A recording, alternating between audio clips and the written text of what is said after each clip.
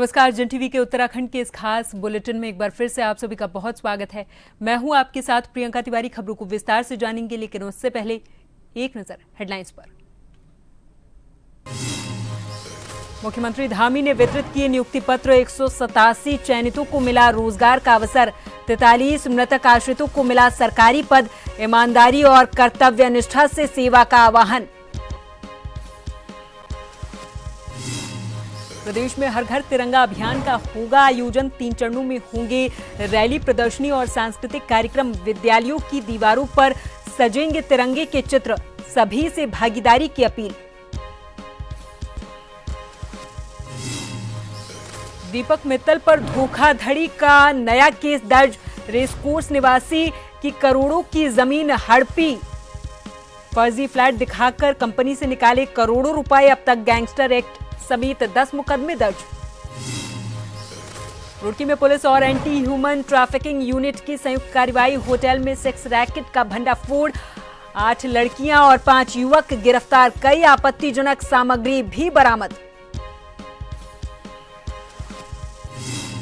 और गंगा घाट पर मुल्तान समाज की अनोखी आस्था। दूध की होली खेलकर मां गंगा को दिया स्वच्छता संदेश। 115वां जोत महोत्सव बना श्रद्धा और उत्सव का संगम।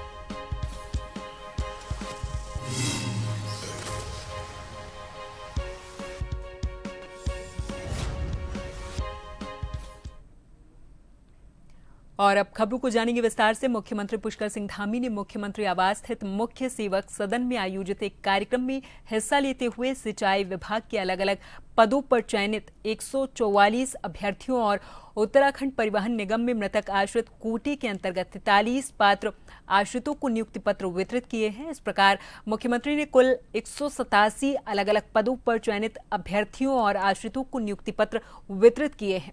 मुख्यमंत्री धामी ने अभ्यर्थियों को शुभकामनाएं देते हुए चयनित अभ्यर्थियों से ईमानदारी, निष्ठा, पारदर्शिता और कर्तव्य निष्ठा के साथ काम करने का आह्वान किया है।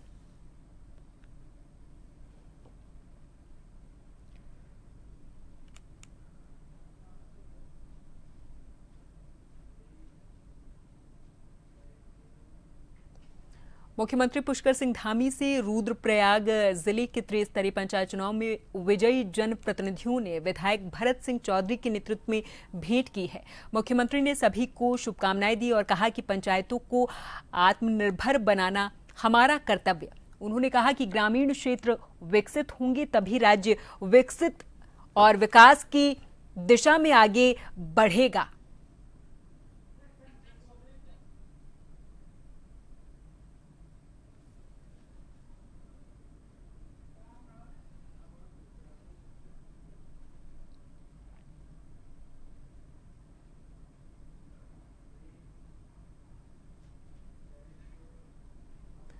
उत्तराखंड सरकार अब राशन वितरण व्यवस्था को लेकर और भी सख्त हो गई। भाजपा प्रदेश प्रवक्ता कमलेश रमन ने कहा कि मुख्यमंत्री धामी के नेतृत्व में भ्रष्टाचार मुक्त शासन की दिशा में राज्य सरकार लगातार कदम उठा रही है। राशन कार्ड धारकों को सही और पारदर्शी तरीके से खाद्यान्न मिले, इसके लिए डीलरों की गतिविधियों पर निगरानी तेज की जा रही है।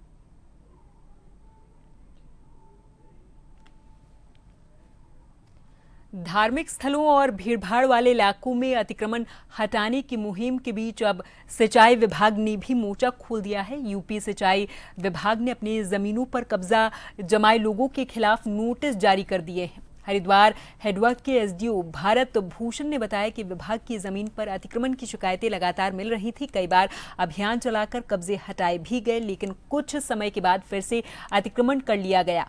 अब सिंचाई विभाग ने सख्त रुख अपनाते हुए 15 दिन का नोटिस जारी किया है।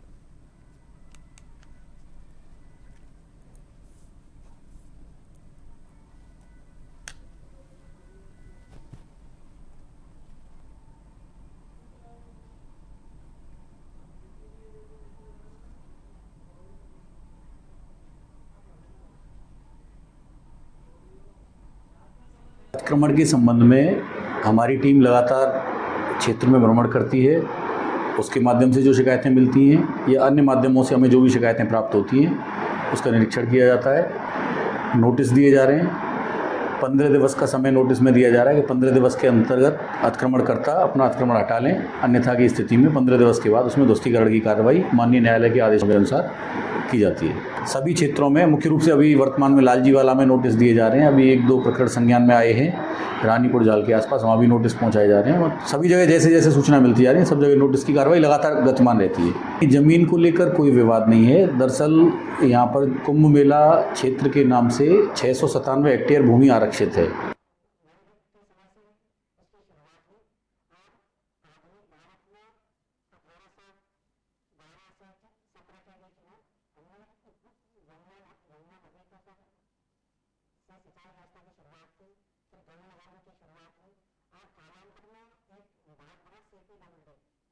उत्तराखंड सरकार अब राशन वितरण को लेकर सख्त रुख अपना रही है। भाजपा प्रदेश प्रवक्ता कमलेश रमन ने कहा कि मुख्यमंत्री धामी के नेतृत्व में भ्रष्टाचार मुक्त शासन की दिशा में राज्य सरकार लगातार कदम उठा रही। राशन कार्ड धारकों को सही और पारदर्शी तरीके से खाद्यान्न मिले, इसके लिए डीलरों की गतिविधियों पर निगरानी तेज की जा रही है।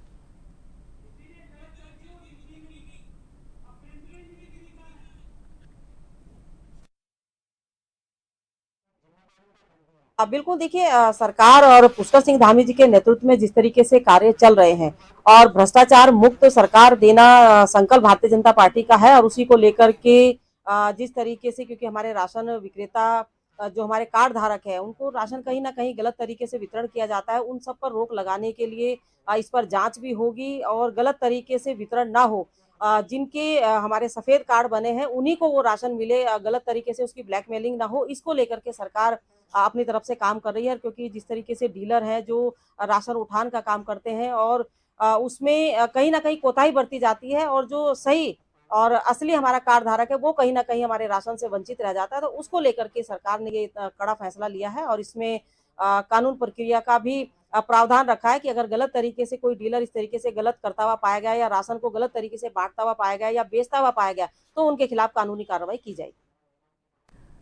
जनपद हरिद्वार पुलिस मुख्यालय में वरिष्ठ पुलिस अधीक्षक प्रमेंद्र सिंह डोभाल की अध्यक्षता में एनडीपीएस एक्ट से जुड़े मामलों को लेकर एक महत्वपूर्ण बैठक आयोजित हुई।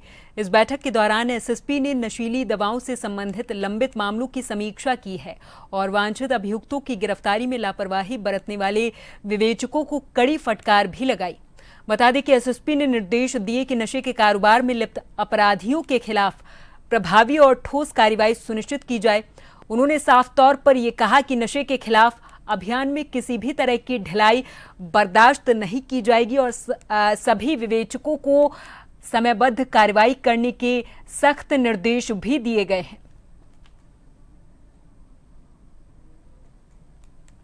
हमारे हरिद्वार जनपद में जो एनडीपीएस से संबंधित अभियोग हैं उसमें की जा रही विवेचना की प्रगति के संबंध में और क्या अभी कार्रवाई खासकर 29 एनडीपीएस एक्ट में या अन्य जो हमारे पिट एनडीपीएस है या एचएस की कार्रवाई है, गैंगस्टर एक्ट की कार्रवाई है, उस पर एक विस्तृत आज विवेचनाओं के संबंध में समीक्षा की गई थी।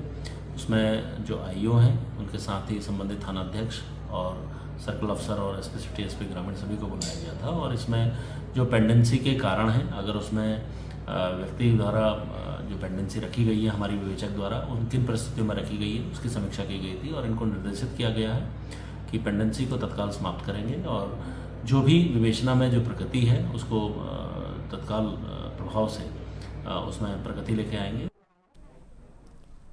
पूर्व मुख्यमंत्री और कांग्रेस के वरिष्ठ नेता हरीश रावत ने मालेगांव ब्लास्ट के हालिया घटनाक्रम को लेकर भाजपा पर करारा हमला बोला। उन्होंने कहा कि ये मामला सिर्फ कानून व्यवस्था या सुरक्षा एजेंसियों की विफलता तक सीमित नहीं बल्कि इसमें राजनीतिक और सांप्रदायिक उद्देश्यों की बू आ रही। रावत ने महाराष्ट्र एटीएस और एनआईए की कार्यप्रणाली पर सवाल उठाते हुए कहा कि पहले जिन मुस्लिम युवकों को मुंबई और मालेगांव बम धमाकों के आरोप में गिरफ्तार किया गया था वो बाद में बरी कर दिए गए, लेकिन तब धमाकों में मासूम लोग मारे गए थे और आज भी ये सवाल बाकी है कि उन निर्दोष नागरिकों का असली हत्यारा कौन है।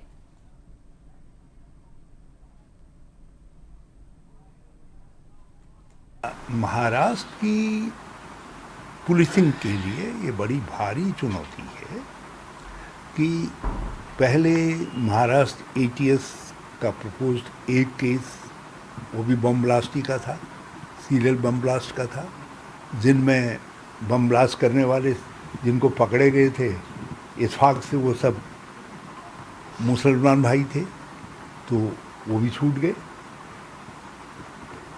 लेकिन बम ब्लास्ट हुआ, उसमें लोग मरे, ये तो वास्तविकता है।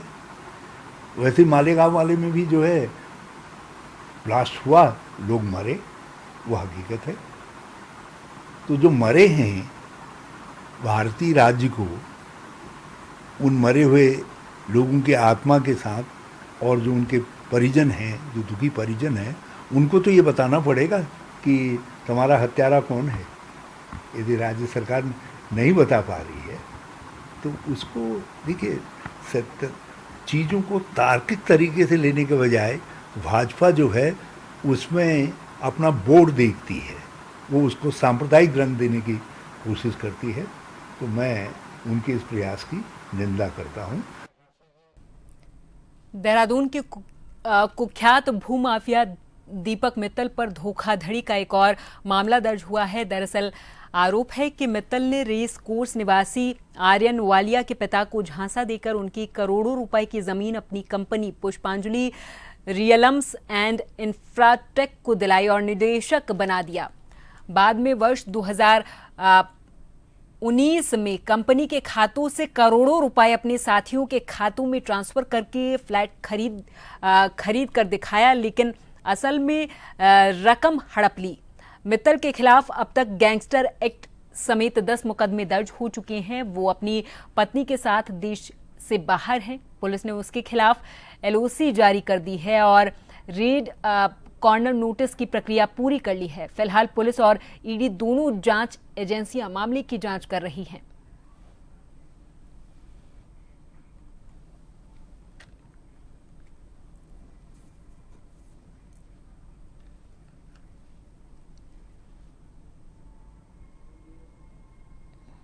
जी ने एक शिकायत जो है थाना राजपुर पर दी थी और जिसके संबंध में क्षेत्राधिकारी मसूरी द्वारा इसमें प्रारंभिक जांच की गई। यह प्रकरण हाउसिंग प्रोजेक्ट से जुड़ा हुआ, जिसमें पूर्व में भी 9 मुकदमे इसमें दीपक मित्तल और उनकी पत्नी पर दर्ज है।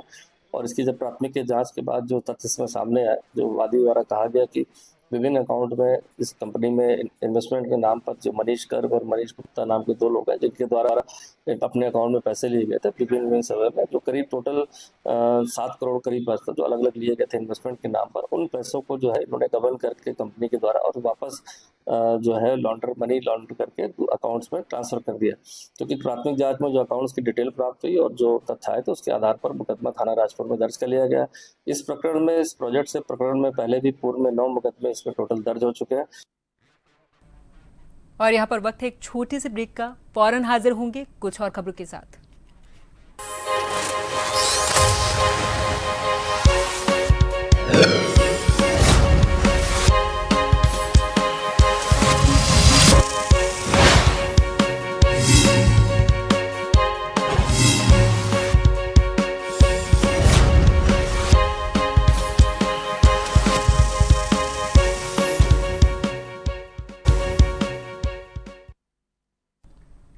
ब्रेक के बाद एक बार फिर से आप सभी का बहुत स्वागत है। अगली खबर की ओर रुख करेंगे, लेकिन उससे पहले आपको सीधे लिए चलते हैं देहरादून, जहां पर रक्षाबंधन समारोह कार्यक्रम में उत्तराखंड के CM पुष्कर सिंह धामी संबोधित कर रहे हैं। सुनाएंगे। राष्ट्रीय उपाध्यक्ष नेहा जोशी जी और जिनके कारण श्री गणेश जोशी जी बिल्कुल निश्चिंत होकर राजनीतिक और सामाजिक क्षेत्र में काम करते हैं, ऐसी आदरणीय हमारी भाभी निर्मला जोशी जी, हमारे महामंत्री राणा जी, राजीव गुरुंग जी, प्रदीप रावत जी, सामने बैठी हुई लक्ष्मी जी, कमली जी, पूनम जी और सभी उपस्थित हमारे अतिथि विवेक जी, और बड़ी संख्या में आज हजारों हजार की संख्या में आई हुई सभी हमारी बहनें, मैं आज विशिष्ट अवसर पर आप सबके उपस्थित होने पर सभी माताओं बहनों का, भाई बहन के प्रेम के प्रतीक पर्व रक्षाबंधन की आप सबको अग्रिम बधाई देता हूं, आप सबको शुभकामनाएं देता हूं। इसके साथ ही अभी 2 दिन पहले जिस त्रिस्तरीय पंचायत चुनावों की मतगणना भी समाप्त हुई, पंचायत चुनावों का जो काम आप सब लोगों ने लंबे समय से हम सबको जिसका प्रतीक्षा थी, उस पंचायत चुनाव में भी व्यापक समर्थन देने के लिए मैं समस्त उत्तराखंड वासियों का, आप सबका हृदय तल से धन्यवाद व्यक्त करता हूं। आज इतनी भारी संख्या में आप सब की मौजूदगी, सच में आपका ये स्नेह और आपका अपनापन देखकर मैं इसको शब्दों में बयान नहीं कर सकता। सच में मुझे बहुत खुशी हो रही है। अभी गणेश जोशी जी यहाँ कह रहे थे कि आप सब उनको कह दीजिए कि जो है पूरी तरह से आपके साथ हमेशा की तरह आपके लिए मोर्चा संभालने को तैयार रहें। और ये मैंने आपसे वायदा 2021 में, आप सबको अगर याद होगा तो 2021 में मैं जब आप सबके बीच में आया था, उस समय मैंने आप सबसे ये अनुरोध किया था कि गणेश जोशी जी को हम दूसरे क्षेत्रों में भेजेंगे, इस मसूरी विधानसभा की जिम्मेदारी आप सब लोग ले लीजिए। मैं आप सबका हृदय से धन्यवाद करता हूं कि आपने मसूरी विधानसभा को ऐतिहासिक मतों से विजय बनाने का काम किया। हाँ, मैं आज इतना जरूर कहना चाहूंगा, आप सभी के प्रेम और आशीर्वाद से मुझे प्रदेश की और अधिक सेवा, अपनी बहनों के इस उत्साह और आशीर्वाद को देखकर हमेशा मुझे ऊर्जा मिलती है। बहनों, रक्षाबंधन का पर्व पारस्परिक प्रेम, स्नेह और विश्वास का प्रतीक पर्व होने के साथ ही हमें हमारे सामाजिक कर्तव्यों का बोध कराने वाला भी है, जो बहनों के प्रति हमारे कर्तव्यों की हमें हर वर्ष स्मरण कराता है, याद दिलाता है। आप सभी जानती हैं कि हमारे आदरणीय प्रधानमंत्री श्री नरेंद्र मोदी जी हमारी बहन बेटियों को सक्षम बनाने के लिए, आत्मनिर्भर बनाने के लिए, उनके जीवन को ऊपर उठाने के लिए रुड़की में सिविल लाइंस, कोतवाली पुलिस और एंटी ह्यूमन ट्रैफिकिंग यूनिट ने होटल श्रीनिवास में छापा मारकर सेक्स रैकेट का खुलासा किया। इस दौरान 8 लड़कियों और 5 युवकों को आपत्तिजनक स्थिति में गिरफ्तार किया है, जिनमें होटल का मैनेजर भी शामिल। बताया गया कि होटल में लंबे समय से ये गोरख धंधा चल रहा था। फिलहाल पुलिस की पूछताछ और जांच जारी है।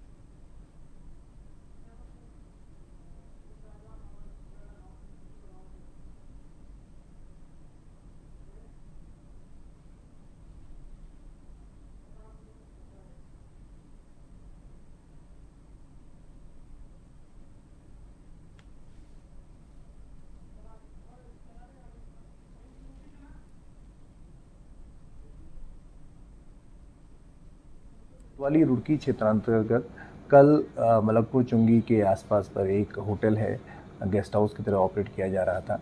तो उसमें देह व्यापार की सूचना प्राप्त हुई थी, तो मौके पर पुलिस के द्वारा उसमें छापामारी की गई। एसटीयू की टीम के द्वारा उसमें सम्मिलित रही और इसमें 8 युवतियां तथा 5 युवक जो हैं उनको गिरफ्तार किया गया है। मौके पर उनके पास आपत्तिजनक कृत्य करते हुए पकड़े गए हैं। यह एक संगठित तरीके से किया जा रहा था, क्योंकि इसमें जो लड़कियां हैं वो देश के विभिन्न भागों से, स्पेशली कुछ चंडीगढ़ से हैं, कुछ दिल्ली से हैं, तो इस तरीके का अपराध यहाँ पर किया जा रहा था।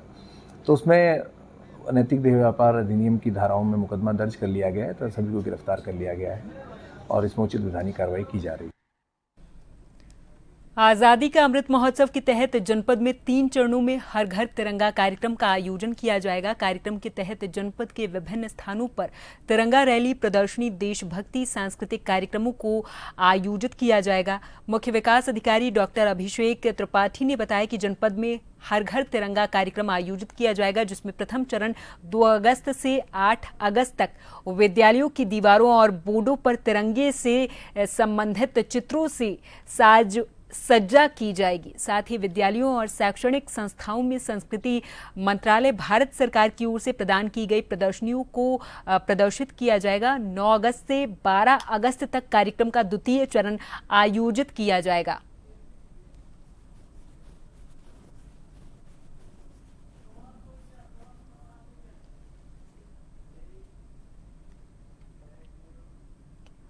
हल्द्वानी नगर निगम क्षेत्र में लोग सार्वजनिक स्थलों पर रात को छिपकर कूड़ा डाल रहे, जबकि पूरे शहर में डोर टू डोर कूड़े की व्यवस्था लागू है। इस बात को स्वयं नगर आयुक्त ने भी स्वीकारा कि लोगों को जागरूक करने के बाद भी लोग रात को छुपकर एक स्थान पर कूड़ा डंप कर रहे। हालांकि नगर निगम अब उन स्थानों की सफाई करने के साथ साथ वहां सीसीटीवी कैमरा भी लगा रहा। मंडी बाईपास और चंबल पुल सहित शहर के कई ऐसे स्थान हैं जहां पर लोग रात को गाड़ियों से आकर कूड़ा डाल रहे। इस प्रकार की शिकायत के बाद नगर निगम के द्वारा इन क्षेत्रों पर सीसीटीवी कैमरे लगा दिए गए। नगर आयुक्त का इस पर कहना है कि अब यदि कोई कूड़ा डालता हुआ दिखाई दिया तो उसके खिलाफ प्राथमिकी भी दर्ज की जाएगी।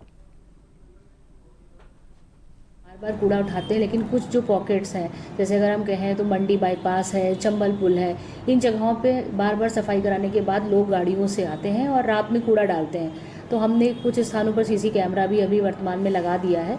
उद्देश्य एक ही है इन स्थानों को चिन्हित करने का कि जो बड़े स्थान हैं, क्योंकि कूड़ा देखने के बाद लोग वहाँ लगातार कूड़ा डाल रहे हैं, तो इन पे सफाई का अभियान भी चलाया गया। कल मंडी बाईपास पे पूरा सफाई अभियान चलाया गया है, यहाँ प्लांटेशन भी किया जाएगा।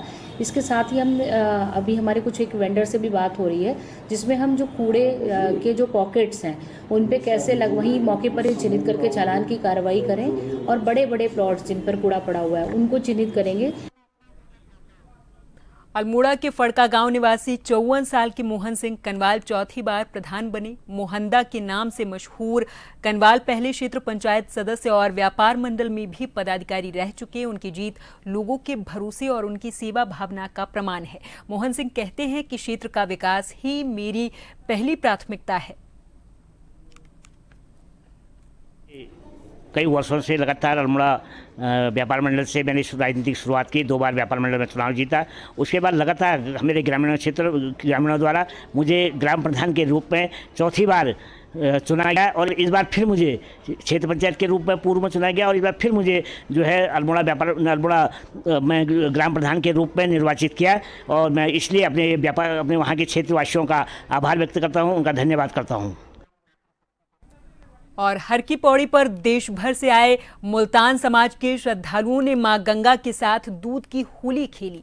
इस आयोजन के जरिए उन्होंने गंगा को स्वच्छ रखने का संदेश दिया है और सभी के कल्याण की प्रार्थना की। 115वें जोत महोत्सव के अवसर पर बाबा रामदेव, अक्षय कुमार और अमिताभ बच्चन के डुप्लीकेट आकर्षण का केंद्र बने रहे। जोत महोत्सव पर यह परंपरा 1911 में लाला रूपचंद के द्वारा शुरू की गई थी, जब वो मुल्तान से हरिद्वार जोत लेकर आए थे।